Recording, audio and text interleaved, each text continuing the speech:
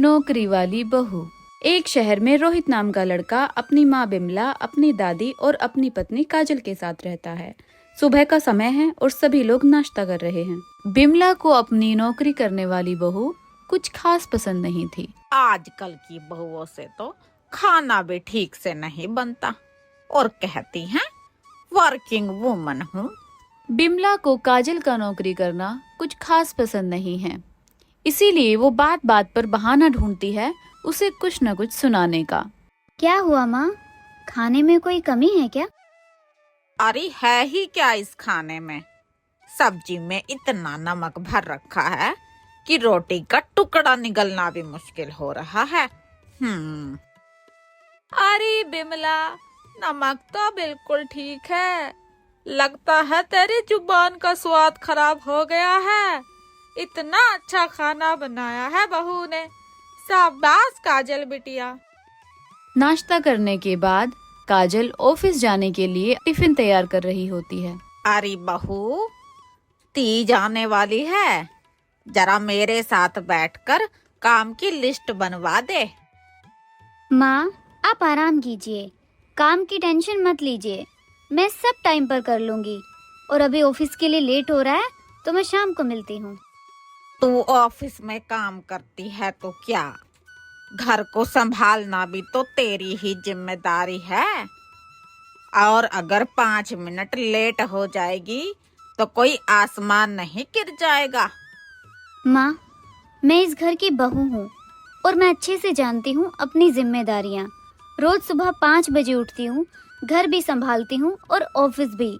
आप पूरे दिन घर पर रहती हैं, पर मैं पूरा दिन ऑफिस में काम करती हूँ और फिर वहाँ से आने के बाद भी मैं आराम नहीं करती, घर का काम ही करती हूँ। इतना कहकर काजल वहाँ से निकल जाती है। तभी पीछे से दादी आती है। अम्मा, जुबान देखी है कितनी चलती है इसकी, एक बात नीचे नहीं गिरने देती। अरे बिमला, गलत क्या कहा बहू ने। अरे वो घर के लिए पैसे भी कमा कर लाती है और घर का सारा काम भी संभालती है। तुझे और मुझे क्या जरूरत है हर बात में रोका टोकी करने की। अपने इस दिमाग को ठंडा रखा कर, समझी? अरे अम्मा, तुम्हें तो हमेशा मैं ही गलत लगती हूँ। एक दिन रात का समय होता है और सबके डिनर कर लेने के बाद काजल किचन की साफ सफाई कर रही होती है। चलो, बस बर्तन रह गए हैं, इन्हें और साफ कर देती हूँ। अरे, ये तो छोटू की आवाज है। हाय, क्या हुआ मेरे बच्चे को? काजल अपने बच्चे की आवाज सुनकर अपने कमरे में जाती है, जहाँ वो देखती है कि उसका 6 महीने का बच्चा रो रहा है और उसके पति सोए हुए हैं। तभी वो बच्चे को गोद में उठाती है और उसको चुप कराने की कोशिश करने लगती है। चुप कराते कराते काजल की आंख लग जाती है और वो सो जाती है। अगले दिन सुबह सुबह बिमला किचन में आती है। अरे ये क्या, सारे के सारे बर्तन ऐसे ही पड़े हैं, इसने रात को साफ नहीं किए क्या? अभी बताती हूँ इस वर्किंग वूमन को। बहू, आ बहू। बिमला की जोर जोर से आवाज देने पर काजल किचन में आती है। हाँ माँ, कहिए, क्या हुआ? और आपने इतनी जल्दी क्यों उठा दिया? अभी तो सुबह के 4 ही बजे हैं। बहू, ऐसा है, मेरे घर में ये सब नहीं चलेगा, समझ गई? क्या नहीं चलेगा माँ? तू रात को बर्तन बिना साफ किए कैसे सो गई? हाँ माँ, सबसे पहले तो ये कि मैं इस घर की नौकरानी नहीं हूँ जो आप इस तरीके से मुझसे बात करेंगी। आप मुझे यही बात प्यार से भी पूछ सकती थी। और हाँ, आपकी जानकारी के लिए बता दूं कि रात को मैं बर्तन साफ करने ही वाली थी कि अचानक से छोटू रोने लग गया और मैं उसे संभालने लगी। उसके बाद पता नहीं कब आंख लगी, मुझे पता ही नहीं चला। अच्छा, तो अब तू मुझे बात करने का तरीका सिखाएगी? हाँ, मेरे से ऊंची आवाज में बात करने की हिम्मत मत करना। ये घर मेरा है और मेरे हिसाब से ही चलेगा, समझ गई?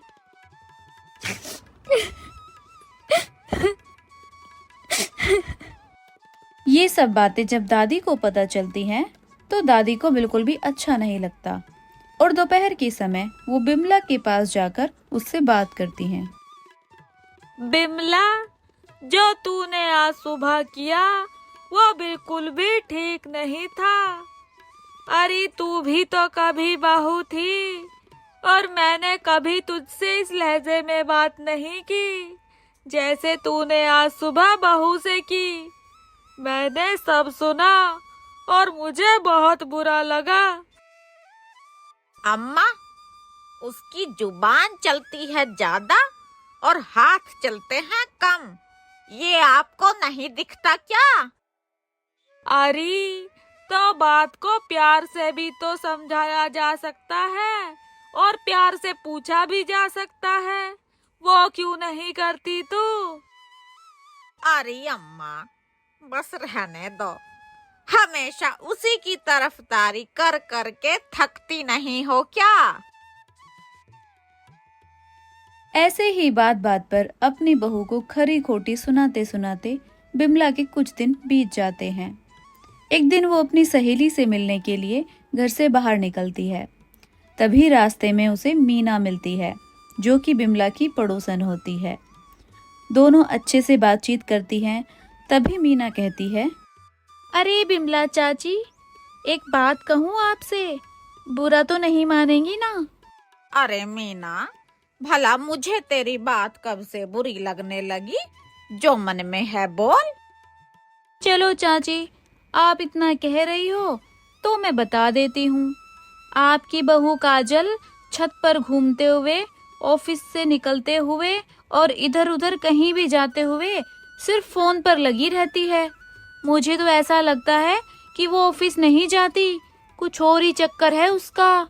वो बल्कि मेरी बात माने तो मैंने लोगों से सुना है कि इसका तो कहीं चक्कर चल रहा है। अच्छा, तो ये बात है। अभी अम्मा को बताती हूँ। वो बड़ी काजल काजल गुणगान करती है। पर अगर अम्मा को बताऊंगी तो वो उल्टा मुझे ही समझाना शुरू कर देगी। एक काम करती हूँ, रोहित को ही बताती हूँ जाकर।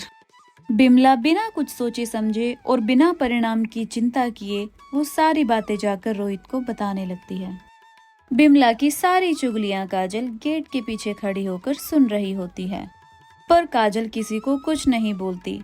और थोड़ी देर बाद जब काजल अपने कमरे में जाती है, तभी उसका पति रोहित उससे कहता है, एक बात सच बताओ काजल, तुम सच में ऑफिस जाती हो या किसी और के साथ टाइम गुजारती हो? अपनी माँ के कहने पर कितना घिनौना इल्जाम तुम मुझ पर लगा रहे हो। तुम्हारी माँ की बातों में इतना असर है? क्या इतना ही जान पाए हो तुम मुझे पिछले 4 सालों में? तुम माँ को बीच में क्यों ला रही हो? जो पूछा है वो बताओ। माँ के खिलाफ मैं एक शब्द नहीं सुनूंगा। माँ को बीच में इसलिए ला रही हूँ क्योंकि मैंने उनकी बातें सुन ली थी। और हाँ, मैं माँ के खिलाफ नहीं जा रही हूँ, लेकिन मेरे ऊपर जो कीचड़ तुम उनके कहने पर उछाल रहे हो, क्या वो सही है? और तुम इतनी घटिया बातें मेरे लिए सोच भी कैसे सकते हो? अब मैं इस घर में एक पल नहीं रुकूंगी, मैं जा रही हूँ। हाँ जाओ। जो पत्नी अपनी इज्जत नहीं संभाल पाई वो घर क्या संभालेगी? रोहित के इतना कहने पर काजल बहुत ज्यादा टूट जाती है और वो अपने घर जाने के लिए अपने कपड़ों की पैकिंग करने लगती है। फिर वो दादी के कमरे में जाती है, जहाँ पर उसका बेटा दादी के साथ खेल रहा होता है। वो अपने बेटे को लेती है और हॉल में पहुँचती है। इस घर में ना तो मेरी इज्जत है और ना ही मेरी बात का वजन। मैं अपने मायके जा रही हूँ। और हाँ, ये कोई घमंड नहीं है, मैं मेरी सेल्फ रिस्पेक्ट के लिए यहाँ से जा रही हूँ। घर तोड़ना आसान होता है और जोड़ना मुश्किल। काजल बेटिया, रुक जा। दादी, मैं नहीं जाना चाहती, पर हाँ, जब अपना पति ही अपना भरोसा ना करे तो उस घर में रहने का कोई मतलब नहीं है। इसलिए मैं जा रही हूँ दादी। इतना कहकर काजल अपने बेटे को लेकर वहां से निकल जाती है। इस बात से बिमला बहुत खुश होती है। अच्छा हुआ टली आफत। बस दुख तो इस बात का है कि मेरे पोते को भी ले जा रही है। कोई बात नहीं, कुछ दिन में पोते को ले आऊंगी।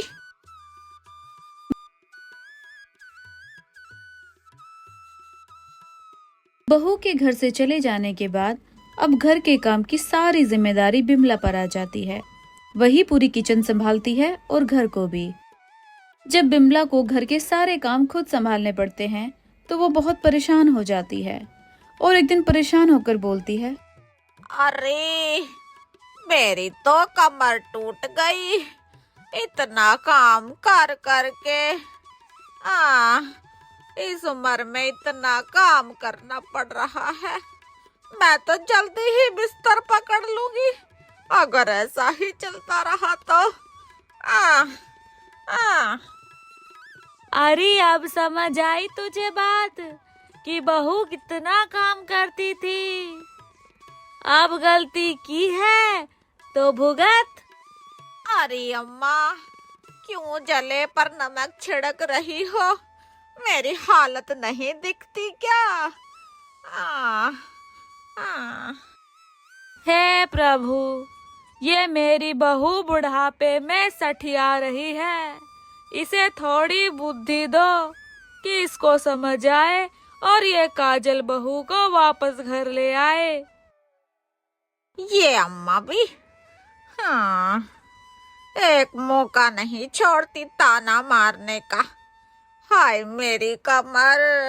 बहू को घर से गए हुए करीब 2 महीने हो चुके होते हैं और अब रोहित भी बहुत परेशान रहने लगता है। वो अपने बच्चे और अपनी पत्नी को बहुत मिस करता है और घर में किसी से भी बातचीत नहीं करता, बिल्कुल खामोश हो जाता है। वहीं बिमला को भी अपनी गलती पर बहुत पछतावा हो रहा होता है और एक दिन इसी पछतावे में वो अपने पोते को याद करके बहुत रो रही होती है। हाय मेरे छोटू की तो मुझे बहुत ही याद आ रही है। कहाँ से लाऊं छोटू को? बिमला को ऐसे रोते बिलखते देख उसकी सास उसे समझाती है। तू हर बात में गलती बहू की ढूंढती रही। क्या तूने कभी माँ बनकर देखा? अरे उस बहू ने इस घर को स्वर्ग बना के रखा था। अब देख, हर जगह उदासी और मनुष्यत छाई हुई है। मैं भी थक चुकी हूँ अम्मा। शायद मैंने ज्यादा कह दिया उस दिन। अम्मा, अपने आप को हर दिन कोसती हूँ कि क्यों मैंने अपनी बहू को समझा नहीं। मेरा रोहित भी हर समय उदास रहता है पर अपने मन की बात कह नहीं पाता। अरे फिर देर क्यों कर रही है?